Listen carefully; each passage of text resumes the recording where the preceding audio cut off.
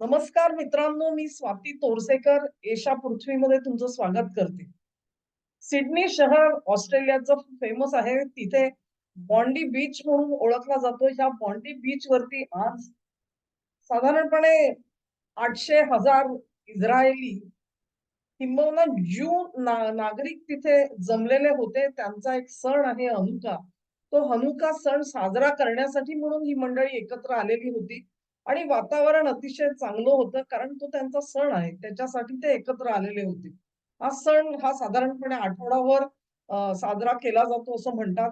परंतु पहिल्याच दिवशी जेव्हा बॉन्डी बीचला ही मंडळी आली, तिथे 2 हल्लेखोर पोहोचले. त्यांच्या हातामध्ये बंदुका होत्या.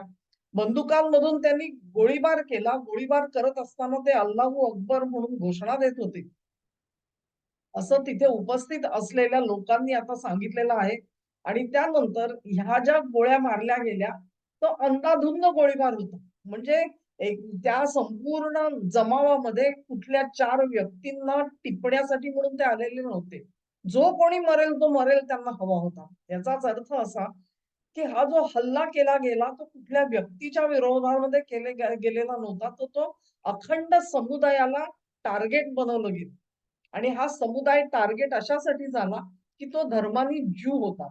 अशा प्रकारचे जे हल्ले आहेत, ही 2 माणसं त्यातला एक अतिशय मी म्हणेन, की शूर असा एक नागरिक ऑस्ट्रेलियाचा, त्यांनी मागून जाऊन त्या हल्लेखोराच्या हातातून बंदूक काढून घेतली आणि तो गोळीबार त्याच्याकडचा थांबवला.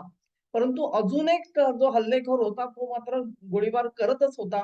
साधारणपणे 10 मिनिटं चाललेलं हे जे थरार नाट्य आहे, ते त्यानंतर समाप्त झालं. एक हल्लेखोर मजाने ठार झालेला आहे. दुसऱ्याचा ठावा ठिकाणा नाही, परंतु लोकांनी त्याचे जे फोटो टाकले गेले त्याच्यावरून त्याला ट्रेस बॅक करून त्याचं नाव नावीद अक्रम आहे असं सांगितलं गेलंय. हा पाकिस्तानी नागरिक आहे ल्यागचा आणि हा एका पाकिस्तानी सैन्य अधिकाऱ्याचा मुलगा आहे. ही विशेष बाब आहे. तर ह्यांचं काम तिकडे ऑस्ट्रेलियामध्ये काय करण्यासाठी आले होते वगैरे हा सगळा भाग जो आहे तो आता उकरून काढला जाईल. साधारणपणे 12 व्यक्ती मरण पावलेल्या आहेत. आणखी 22-23 लोक जे आहेत ते जखमी झालेत. त्या जखमींमध्ये 2 पोलीस आहेत आणि एक लहान मूल आहे असं कळलेलं आहे. त्यांच्यावरती उपचार अर्थातच चालू आहेत आणि त्याचा अपडेट आपल्याला मिळेल. ही जी घटना घडली इथेच हे प्रकरण थांबलेलं नाहीये. म्हणजेच अशा प्रकारे 2 लोन वुल्फ्स ज्याला म्हणतात, की नाही एकलकोंडे शिलेदार निघाले आणि त्यांनी गोळीबार केला आणि ज्यू समाजाला आपलं लक्ष बनवलं.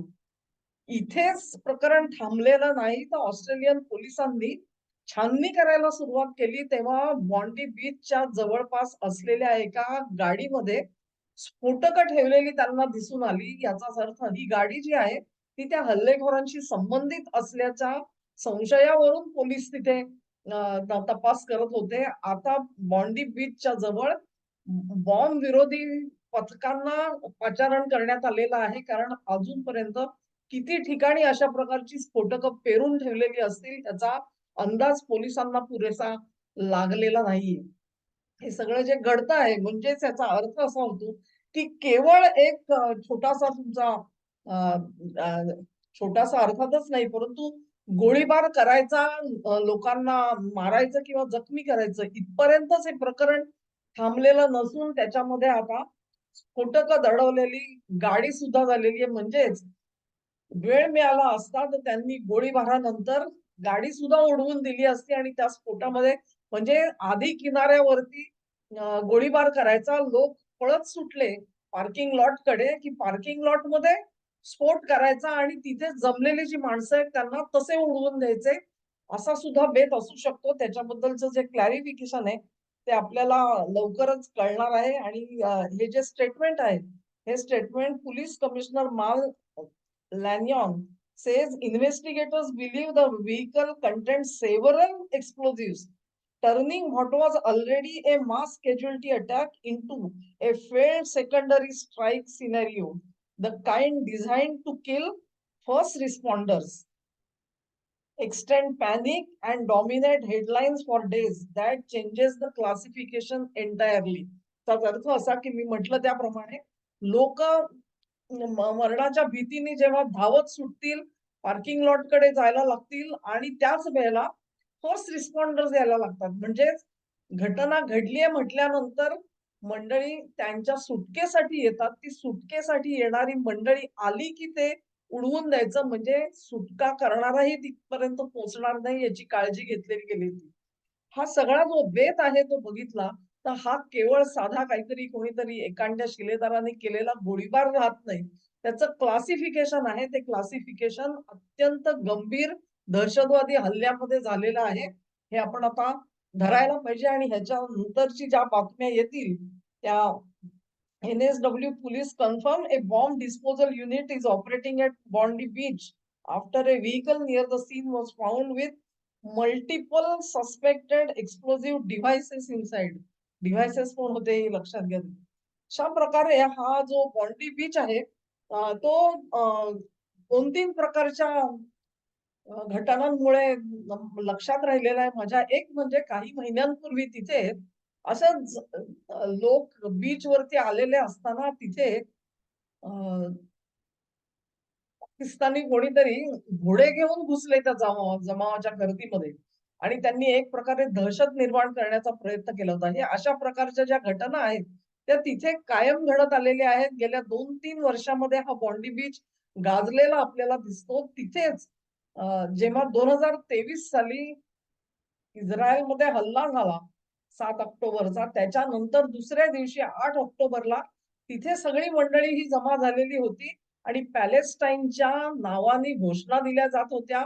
गॅस द ज्यूज, फक द ज्यूज म्हणून घोषणा केल्या जात होत्या आणि अशा प्रकारचं जे वातावरण तिथे भयानक भरलेलं वातावरण बघायला मिळतं. तो व्हिडिओ तुम्हाला अजून सुद्धा Twitterवरती किंवा अन्य अन्य साधनांमधून तुम्हाला बघता येईल. तेव्हा मॉन्डी बीच तिथे जमणारे ज्यूज आणि त्यांच्यावरती ते लक्ष होतात. ही गोष्ट जी आहे ती गेली काही वर्ष सातत्याने चाललेले प्रयत्न असावेत, असं आपल्याला दिसून येतं. आता याच्या मागे पुन्हा एकदा 3 महिन्यांपूर्वी इस्रायलचे पंतप्रधान यांनी एक पत्र पाठवलेलं होतं ऑस्ट्रेलियाच्या पंतप्रधानांना आणि त्यांना सावध करण्याचा प्रयत्न केला होता. त्याच्याबद्दलची माहिती मी गोळा करते. त्याचं कारण असं आहे, की मी अगदी मला वाटतं 2-4 दिवसापूर्वीच एक व्हिडिओ केलेला होता, की इस्रायलकडून अजित डोवाल यांच्यासाठी कानमंत्र आला म्हणून आणि तो किती महत्वाचा आहे, हे तुम्हाला आता कळेल ह्या बॉन्डी बीचवरच्या हल्ल्यामुळे. कारण त्या हल्ल्यानंतर आता भारतामध्ये सुद्धा हाय अलर्ट दिला गेलेला आहे. सावधानतेचा इशारा देण्यात आलेला आहे, अति धोक्याचा. त्याच्यामध्ये दिल्ली, मुंबई ही शहरं ही अंतर्भूत केली गेलेली आहेत. तेव्हा हा अंततः जे या हल्ल्यामध्ये मरण पावले त्यांच्यासाठी श्रद्धांजली वाहू आपण. त्यांचे जे नातेवाईक आहेत त्यांना या संकटामधून ईश्वराने प्रेरणा द्यावी, त्यांना धीर द्यावा अशी विनंती. जे जखमी झालेले आहेत ते लवकरात लवकर बरे व्हावेत, ही सुद्धा प्रार्थना भगवंताकडे करू आपण आणि हा व्हिडिओ संपवू. हा व्हिडिओ तुम्हाला आवडला असेल अशी आशा करते. तुम्हाला आवडला असेल तर लिंक शेअर करा, व्हिडिओला लाईक करा, चॅनेलला सबस्क्राईब करा आणि सहकार्य असंच चालू ठेवा. नमस्कार.